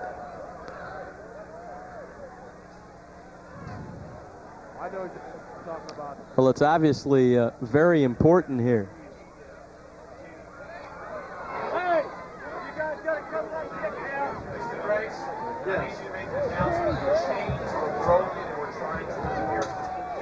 Okay, I think what's happening here. Well, Theotis will tell us firsthand. Theotis Brown. It's the infamous chain. Go ahead, Theotis. What's going on? My muddy, muddy chains. Well, guys, we're sitting here waiting on the sideline patiently. They seem to have some trouble with the chains. The guys didn't know their own strength. They kind of popped that thing loose, so they're having trouble locating some extra chains. So if you find any guys, please let us know so we can resume play. Guys, back up to you. Yeah, I got some right here in my pocket. Right here in my back belt. Well, boy, that could be a problem. What, do you head to the local hardware store on that or what? Or possibly maybe tape them together. I've seen that happen before too. And that could be the dreaded outcome here, as this zebra is approaching the first down marker with a loaded roll of gaffer's tape. And doesn't this make 2 weeks in a row on this, Duran? Yes, it does, Neil. Last week we had the same thing happen. We had to get some tape and tape it up on the sideline, and here it is once again this week too. Well, since Liberty gets the ball next, they have decided they would love to have the shortened first down marker and make it 1st and 8.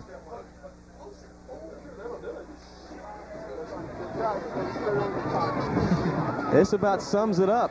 The two-step in the mud. How you doing? Yeah, I hope your mom doesn't have to wash that uniform. I'm sure she's hoping she doesn't have to do it either. Well, it's kind of fun long. He only had in this kind of weather, isn't it sometimes, Duran? Yeah, it is kind of fun until the end of the game when... You're just not a weather guy, are you? No.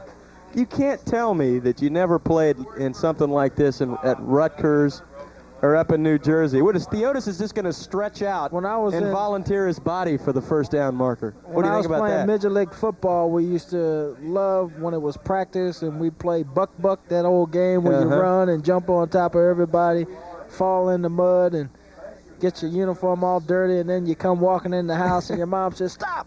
Get out! Get out!"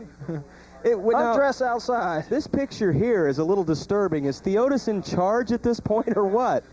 He's got the microphone, he's got a helper, and he's telling officials what to do. Well, we know Theodis always has an answer for something. Theodis, what's happening? Well, guys, as you can see right here, we're trying to unloosen this whole thing.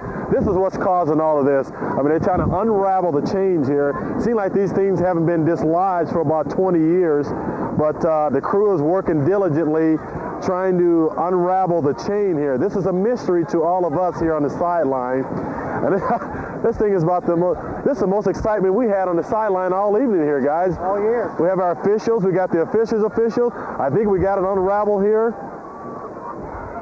When was the last time this chain was used here? I don't think they were used lately. Lately. It's been...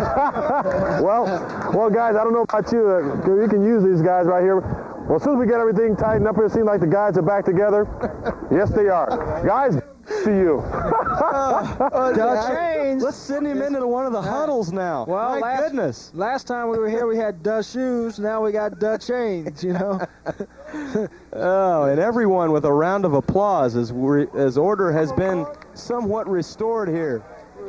That is a little alarming, however. Theodis in control down there on the sideline Theodis with really a microphone in his hand. If they could have just tied his feet together, that would have been enough. Made up enough chains. That's right.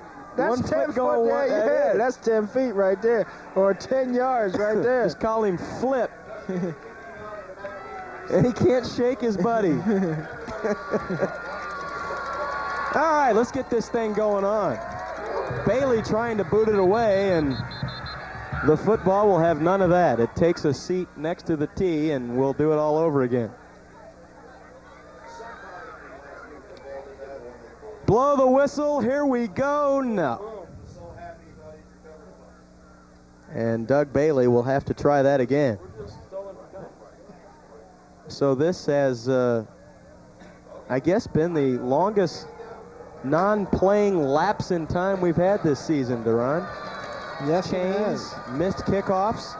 Now we're ready. And it's skied to the near sideline, and Brandon Dolt takes it inside the 20.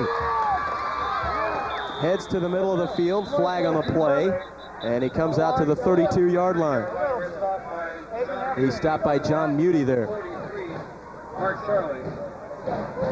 As you see Dolt's statistics in the first half, 11 carries for 117 yards now, and no carries here in the second half. And, you know, if there's any demise of this Liberty offense, it has been their inability to get him into the game plan in the second half, especially after how dominant a first half he had running the football.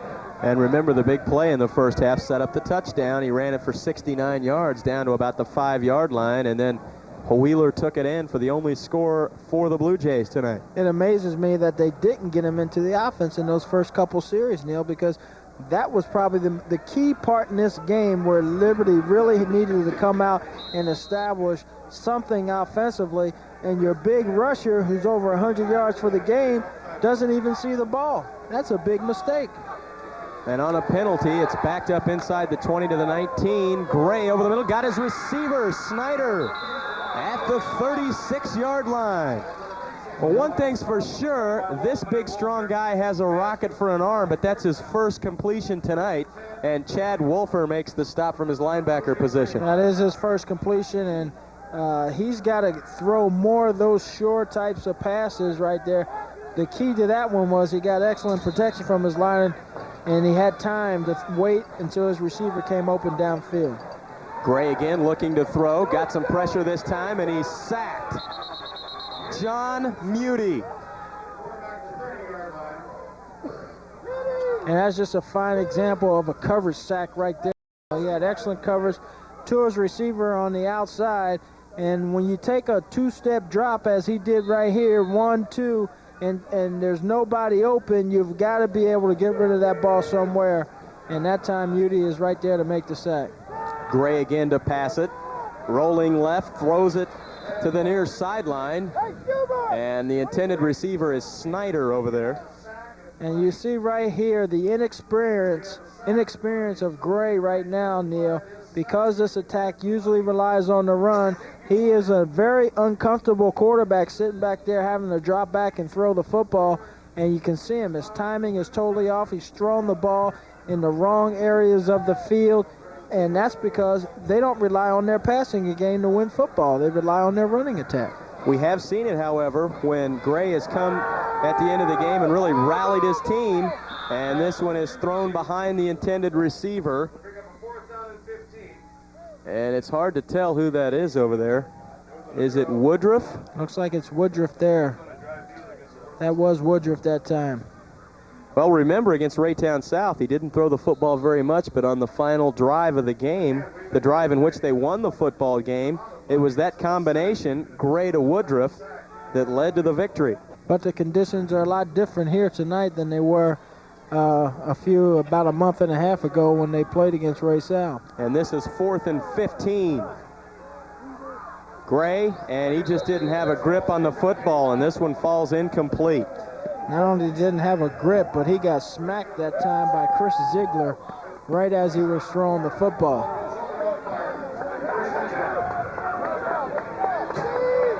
Watch this hit coming up here by Ziegler as Gray tries to deliver the ball. Bam. That takes some momentum off of that. He never had that football, though, when he threw it. No, he didn't. It was sliding out and slipping out of his hands when he tried to deliver it. Well, what about the difference in footballs? Remember, they're using the leather football, and Ament's been fairly successful with the rubber one here. The all-weather ball. I got to believe that all-weather ball is probably a little bit lighter than that leather ball once that leather ball gets wet. 7:30 to play. Bartholomew head on is just crushed by a couple of Blue Jays, and then Mr. Clean dives in from the outside. Kyle Overman. Stuppenhouse was in there as well. Watch this white lightning bolt in the screen from the bottom. Right there, Stuppenhouse coming right there and making a big old hit. And we need sunglasses on that. But Kyle in there laying a lick. Yes, he is. And he likes that because now he gets his uniform dirty, Neil, so he feels like one of the guys that he's been out there and he's contributed to the game tonight. Man. Look at it. It's like that's a period out there. He dotted the I with that thing. Now, if I was in that situation, Neil, I've been out there on that play, I would have maybe accidentally tripped and maybe slid on my back and on my front and got my uniform real nice and dirty so that at least I felt like part of the team. And it looks like right now Steve Butler is using his timeouts on defense to stop the clock as there is only 7:08 remaining, but his team trails 22-6 by 16 points. So not only do they need 2 touchdowns, but they need to go for 2 each time. Yeah, they need 3 scores if they're going to win, Neil. They can't just get it by scoring 2 touchdowns and getting 2 two-point conversions, because otherwise the game is going to be tied. They've got to score 3 times to beat them, and that's almost nearly impossible with the way these conditions are and the way Oak Park is playing defensively. 2nd down, 11, Northman. Fake in the backfield, and then coming up to make a nice hit is Brandon Dolt on Ament, the guy that never stops moving. Dolt is in perpetual motion at all times. And you'll see that clean white uniform on the bottom of the screen. He's jacking up the offensive guard right there. And there's Dolt coming out of nowhere to make the tackle on Ament. Man. He falls down, gets a little mud on his uniform, so he'll be fine. Oh, goodness. He's got the right technique, though, Neil. Head first. Now he needs to do is just get pancaked, flat back by somebody, and he'll be all right.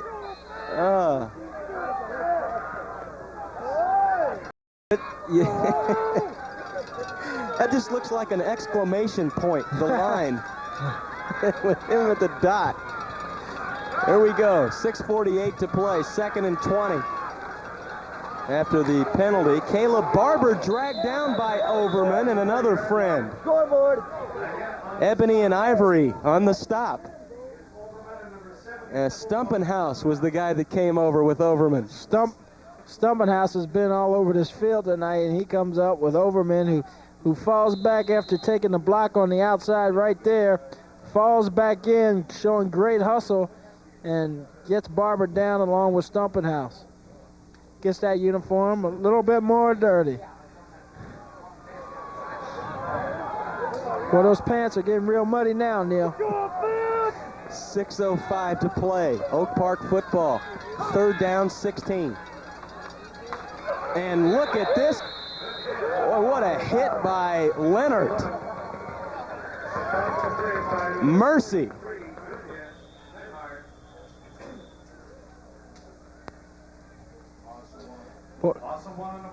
Let's listen in. Eddie Leonard.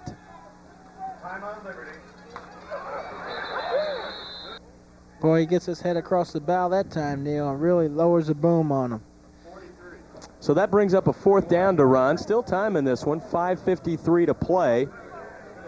What do we have to look for from the Liberty offense? Well, Neil, the thing that they don't do best, and that's throw the football. There's no question about it. You got to put the ball in the air if you want to score some points, but because of the field conditions, it's going to be awful hard to complete those passes, and more importantly, to get the ball to the receivers down the field. So it's tough when you go with a running type of offense. You go to a running type of offense in this situation, in this scenario, it's awful hard for a team like Liberty to fight back from a 22-point lead.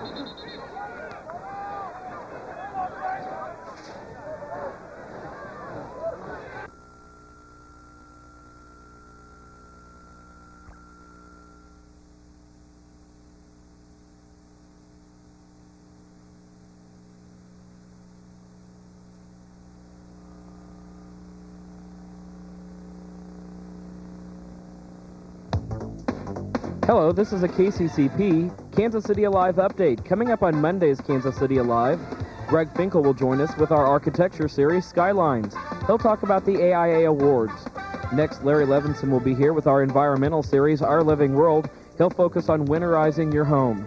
And then Joy Everhart will close out the show in the Craft Corner.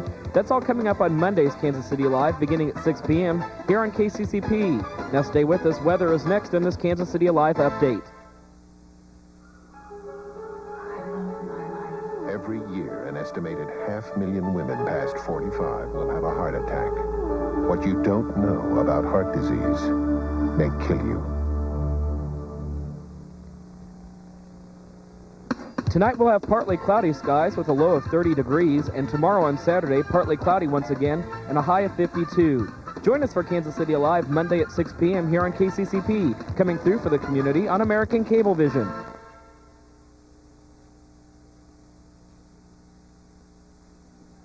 Chris Wright knocks the punt down to about the 21-yard line for Oak Park, so Liberty must score 2 times to tie, 3 times to go ahead, but they only have 5:44 to play. So Brian Gray will have to get the passing game in gear here. The other thing, Duran, is they've spent their timeouts on defense, so they don't have the timeout situation to work with. No, they don't. They most certainly don't have that timeout situation. And that's what they've got to do, run the ball on the sidelines and get out of bounds and stop the clock. Well, they're going to say that he stays in bounds as Woodruff takes the football and sweeps around to the near side, 5:25 and counting. They've got to hurry up, hustle into the huddle now, Neil, and get on the football and conserve that time on the clock. Otherwise, the clock is just going to run down.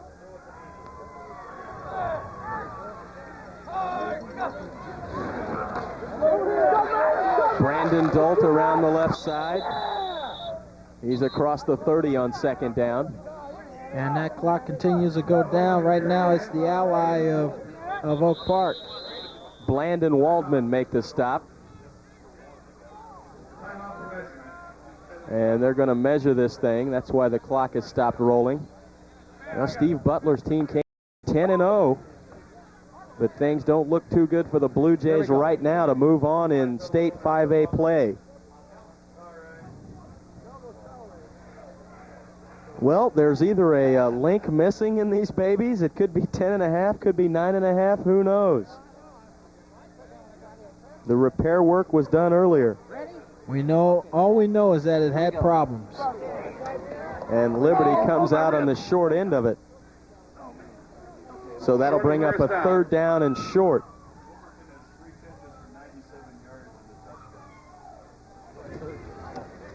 And there's our cameraman once again getting up close and personal with the officiating crew. And this has got to be a first. Absolute first in any kind of premier sporting event technology is having the cameraman out on the field but only American Cablevision can bring it to you that close. That's right. Well, we've had Theotis repairing the down marker. And now we've got Russ Gardner on the field showing you the measurement. The next thing is we're going to have a camera right in the huddle. I mean, exactly up underneath that quarterback as he's barking out those instructions. The goalpost cam is next, possibly. And I don't know about the first down here. They knock him back. That is Wheeler they try to pick the first down up with. He'll be close. Muty was in there. Bland's been hitting folks out there as well. Yeah, that's very close, Neil. They have to bring that in for another measurement. And as they measure again, Steve Butler last season, the Liberty Blue Jays lost at William Jewell, the home field of Liberty, to this same Oak Park team. So exactly the same situation as a season ago. Yes, it is. Same situation. And conditions are a lot different than they were a year ago, but it looks like it's going to turn out to be the same result. And they bring the measurement sticks on again. And this time it's no contest. Blue Jays first down. 4:42 to play. Ball's at their own 33.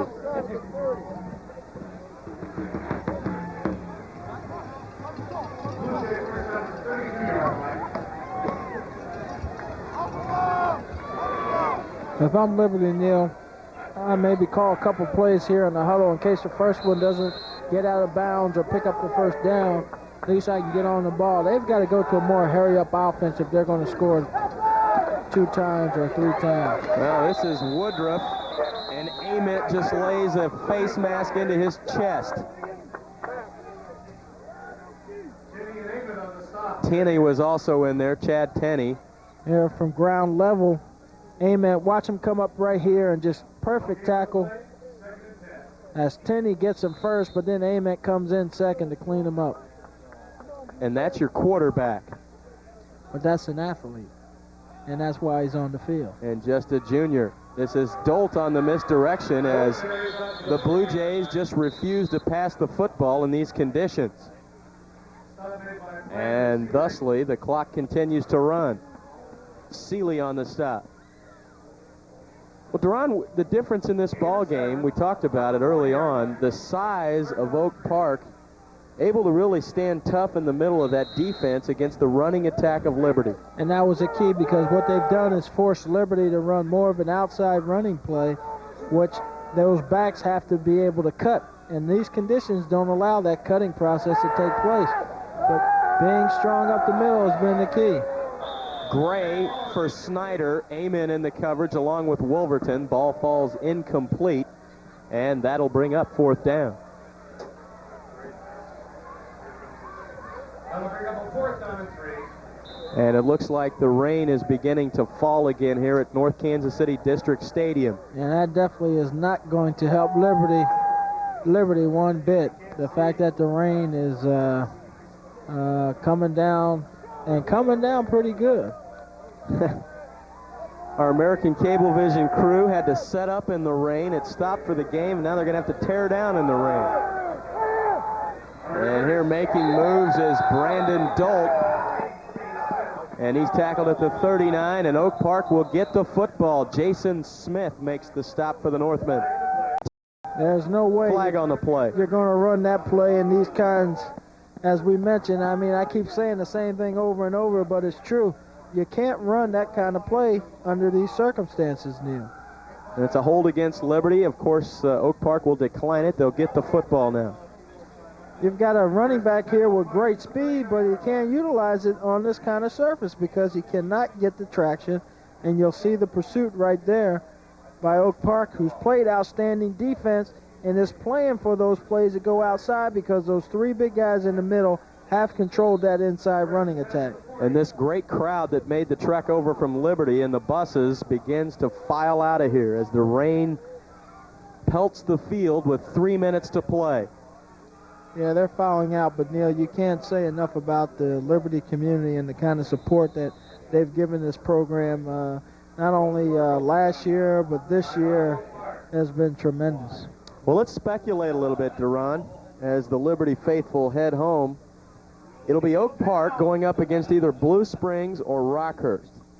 How do the Northmen size up against either of those two teams? Well, I think they match up pretty good against, we saw them early in the year against Blue Springs. And, you know, it was a tough match, but Blue Springs outmatched them. And we know Rockhurst played Blue Springs tough this year and beat a fine Blue Springs team. So, you know, I'd have to give the advantage to one of the big schools, Blue Springs or Rockhurst, over Oak Park. But, you know, in playoffs, Neil, you never know what's going to happen on any given day. And when the conditions are like this, it's basically there's no team that has an advantage. Well, you'll remember a season ago for Oak Park, one of the finer games we've ever done on the American Cablevision Game of the Week. Oak Park, maybe not given much of a chance last year, but they almost pulled off the upset against Blue Springs. Yes, they did. They almost pulled it out, and Blue Springs had to fight from behind on their home field and drive the length of the field with less than a minute to go to score a touchdown. And this has now become an official gully washer at this point. With, what do we got, 2:40 to play, as you can barely see out the press box anymore. And the heavens have opened up. Well, this is truly a night for some Alka-Seltzer Cold Plus, that's for sure. But, you know, you haven't complained any up here tonight. You've had the heat working your way. No, I'm sitting up here in this nice, heated, warm press box. Theodis singing in the rain. Theodis Brown, where you at? Well, I'm not here like the great actor Gene Kelly singing in the rain here. This thing is impossible. We talked all afternoon about the conditions, and they're not any better right now. Really? This thing is like a smoldering monsoon, and the players are still playing hard from both teams. Theodis, we had pretty much gathered that the conditions were a little worse from up here. Back to you. Well, thank you very much. And even though they had problems with the yard markers, guys, they didn't use my shoes. But they could have, right? No, only here at American Cablevision. Well, at least maybe one of these guys might need them for some traction. What a great season, though, for that Liberty team. As you look at them, the guys have, again, played hard again tonight. They're going to fall to 10-1. But over 2 seasons, this team is now 19-3. How many juniors and sophomores have we counted on that roster, Duran, that will be back for this team next year? And they're going to be strong, and they'll be one of the top 5 teams again here in the Kansas City metropolitan area because they have such a young football team. You know, it usually takes about 3 or 4 years to put a program together, especially when you start from not from scratch like Liberty had to do, but they gained a new coach, a new system, and these guys have responded very well. So next year, this might be a team that could possibly win it all. I'd like to see them kind of implement more of a passing attack to really mix it up in games that they get behind like this. They're capable of throwing, but you know, I can't fault anything that Steve Butler has done so far. This program is a very successful program and has been for 2 years straight. And our hats off to the seniors playing in their final game tonight for the Liberty Blue Jays. People like Jason Wheeler, who's had an outstanding career at Liberty. Also, you've got Woodruff, who's a senior, playing his final game.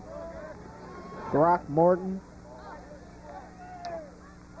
All these can at least leave high school, as we see the play there, leave high school knowing that they played for a winning program. And now the Swamp Thing has emerged. Original programming on cable.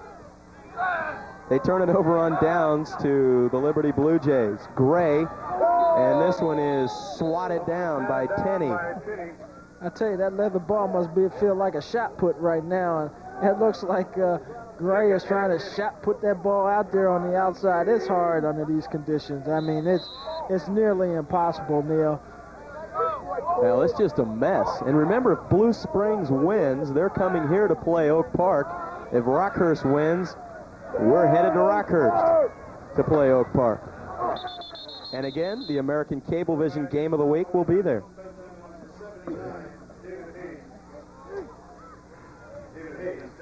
Well, another thing, you talked about Liberty maybe developing more of a passing offense.